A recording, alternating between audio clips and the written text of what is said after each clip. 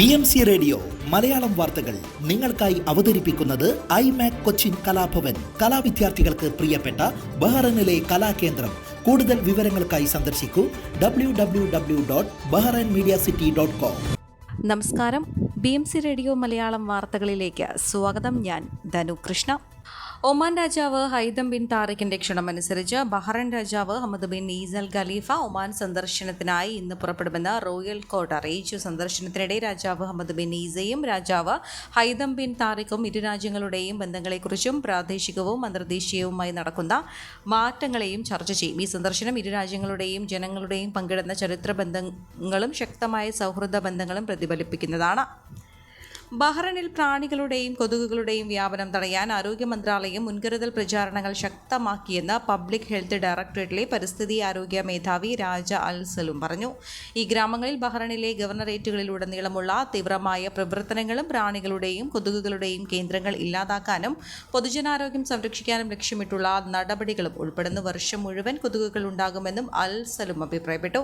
എന്നാൽ ഈ സീസണിൽ പ്രത്യേകിച്ച് മഴയ്ക്ക് ശേഷം കെട്ടിക്കിടക്കുന്ന വെള്ളത്തിലും മിതമായ താപനിലയിലും ഈർപ്പം പോലുള്ള സാഹചര്യങ്ങളിലും മുനിസിപ്പാലിറ്റി കാര്യ കൃഷി മന്ത്രാലയവുമായും മറ്റ് പ്രസക്തമായ സ്ഥാപനങ്ങളുമായും ഏകോപിപ്പിച്ച് മന്ത്രാലയം കൊതുക് വളരുന്ന മേഖലകളെ ചെറുക്കുന്നതിന് ബാധിത പ്രദേശങ്ങളിലെ പരാതികൾ പരിഹരിക്കുന്നതിനുമായി ഫീൽഡ് ക്യാമ്പയിനുകൾ ശക്തമാക്കുകയാണെന്നും ആരോഗ്യ മന്ത്രാലയം പറയുന്നു. കമ്മ്യൂണിറ്റി ബോധവൽക്കരണത്തിലൂടെയും വീടുകളിലും പാർപ്പിട പ്രദേശങ്ങളിലും പ്രതിരോധ നടപടികളിലൂടെയും കൊതുക് പടരുന്നത് തടയാൻ പൗരന്മാരും താമസക്കാരും സഹകരിക്കണമെന്നും അധികൃതർ ആവശ്യപ്പെട്ടു. കണ്ടെയ്നറുകൾ, ഹോം ഫൗണ്ടനുകൾ, കാർ ടയറുകൾ, സുരക്ഷിതമല്ലാത്ത ഡ്രെയിനുകൾ എന്നിവയെ കെട്ടിക്കിടക്കുന്ന വെള്ളത്തിൽ കൊതുക് ലാർവകൾ വികസിക്കുന്നത് തടയാൻ അത്തരം വെള്ളം പതിവായി നീക്കം ചെയ്യുക. കൊതുകുകളുടെയും മറ്റ് പ്രാണികളുടെയും വ്യാപനം പരിമിതപ്പെടുത്തുന്നതിന് നിയുക്ത സ്ഥലങ്ങളിൽ മാലിന്യങ്ങൾ ശരിയായ രീതിയിൽ സംസ്കരിക്കേണ്ടത് അത്യാവശ്യമാണെന്നും അധികൃതർ അറിയിച്ചു.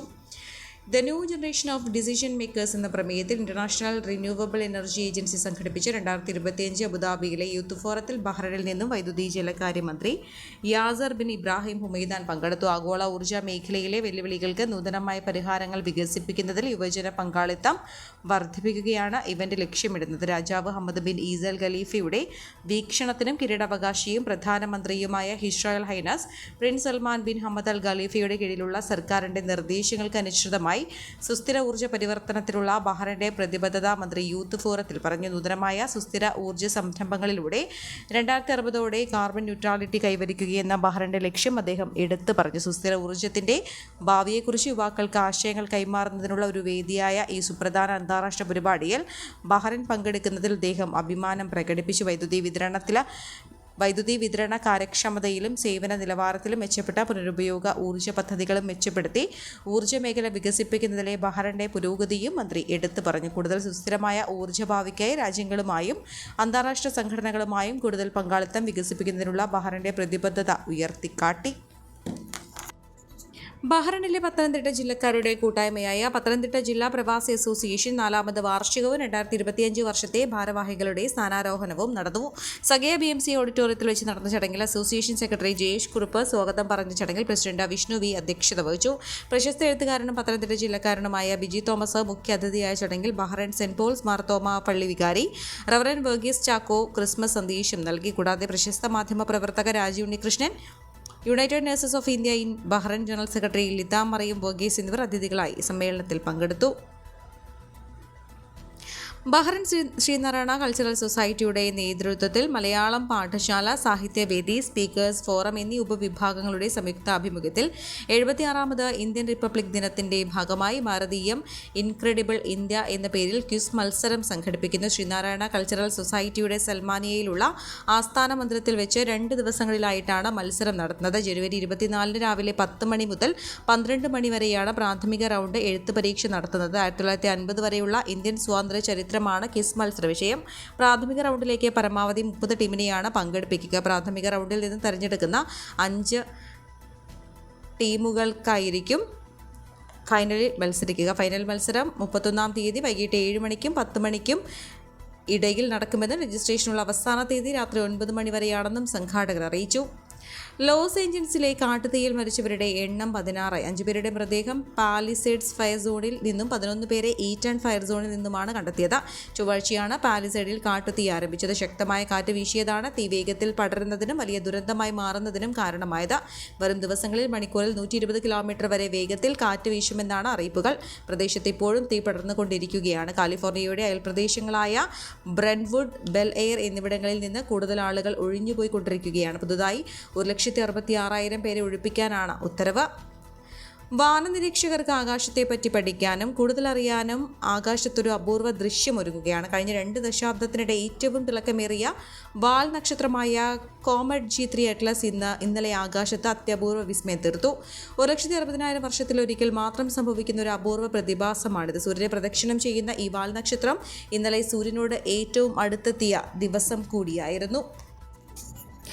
വായ്പാ സഹകരണ സംഘങ്ങളിൽ തുടർച്ചയായി 3 തവണയിലധികം മത്സരിക്കുന്നത് വിലക്കിയ സഹകരണ നിയമ ഭേദഗതി റദ്ദാക്കിയ സിംഗിൾ ബെഞ്ച് ഉത്തരവിന് ഹൈക്കോടതി ഡിവിഷൻ ബെഞ്ചിന്റെ സ്റ്റേ. മത്സരിക്കാൻ വിലക്ക് ഏർപ്പെടുത്തി സർക്കാർ കൊണ്ടുവന്ന നിയമ ഭേദഗതി ഭരണഘടനാ വിരുദ്ധമെന്ന് വിലയിരുത്തിയായിരുന്നു സിംഗിൾ ബെഞ്ചിന്റെ ഉത്തരവ്. എന്നാൽ തെരഞ്ഞെടുപ്പിൽ മത്സരിക്കുന്നത് നിയമപരമായ അവകാശമല്ലെന്നതടക്കം ചൂണ്ടിക്കാട്ടി സർക്കാർ നൽകിയ അപ്പീൽ ഹർജിയാണ് justice Amit Rawal, justice KV Jayakumar എന്നിവരടങ്ങുന്ന ഡിവിഷൻ ബെഞ്ച് പരിഗണിച്ചത്. അപ്പീലുകൾ ഫയലിൽ സ്വീകരിച്ച കോടതി എതിർകക്ഷികൾക്ക് നോട്ടീസ് ഉത്തരവായി. 2024 ജൂൺ 7-നാണ് 56 വ്യവസ്ഥകൾ പുതുതായി ഉൾപ്പെടുത്തി സഹകരണ നിയമ ഭേദഗതി നിലവിൽ വന്നത്. വിവിധ സംഘങ്ങളിൽ നടന്ന ക്രമക്കേടുകൾ വിലയിരുത്തിയാണ് സമഗ്ര നിയമ ഭേദഗതി കൊണ്ടുവന്നതെന്നും വായ്പാ സഹകരണ സംഘങ്ങളിൽ മാത്രമാണ് തൽക്കാലം ഈ വ്യവസ്ഥ നിലവിൽ വന്നതെന്നും സർക്കാർ വിശദീകരിച്ചു.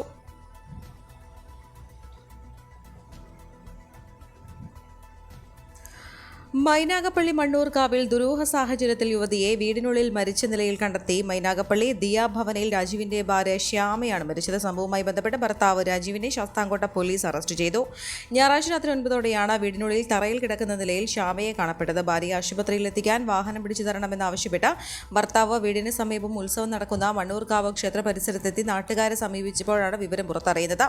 ഉടൻ തന്നെ കരുനാഗപ്പള്ളിയിലെ സ്വകാര്യ ആശുപത്രിയിൽ എത്തിച്ചെങ്കിലും മരണം സംഭവിച്ചിരുന്നു. സംഭവത്തിൽ നാട്ടുകാരും ബന്ധുക്കളും ദുരൂഹത ആരോപിച്ച് രംഗത്തെത്തിയതോടെ മൃതദേഹം പാരിപ്പള്ളി മെഡിക്കൽ കോളേജിൽ പോസ്റ്റ്മോർട്ടം നടത്തി. കഴുത്ത് ഞെരിച്ചതാണ് മരണകാരണമെന്നും പോസ്റ്റ്മോർട്ടം തെളിഞ്ഞതോടെ പോലീസ് കസ്റ്റഡിയിലായിരുന്ന രാജീവിന്റെ അറസ്റ്റ് രാത്രിയോടെ രേഖപ്പെടുത്തുകയായിരുന്നു. ശ്യാമയെ കഴുത്ത് ഞെരിച്ച് കൊലപ്പെടുത്തുകയായിരുന്നുവെന്ന് പോലീസിന്റെ ചോദ്യം ചെയ്യലിൽ ഭർത്താവ് രാജീവ് മൊഴി നൽകി. കൊലയ്ക്ക് പിന്നിലെ കാരണം ഉൾപ്പെടെയുള്ള കാര്യങ്ങൾ വ്യക്തമായിട്ടില്ലെന്നും പ്രതിയെ ചോദ്യം ചെയ്തു വരികയാണെന്നും പോലീസ് അറിയിച്ചു. ശ്യാമയുടെ മൃതദേഹം രാത്രി 8-ഓടെ വീട്ടുവളപ്പിൽ സംസ്കരിച്ചു. മക്കൾ ദിയാരാജ്, ദക്ഷരാജ്. ഈ വാർത്തയോടുകൂടെ BMC റേഡിയോ മലയാളം വാർത്തകൾ സമാപിക്കുന്നു. നന്ദി, നമസ്കാരം.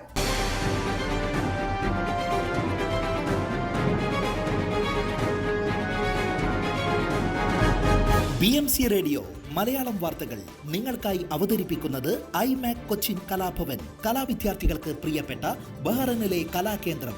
കൂടുതൽ വിവരങ്ങൾക്കായി സന്ദർശിക്കൂ www.bahrainmediacity.com.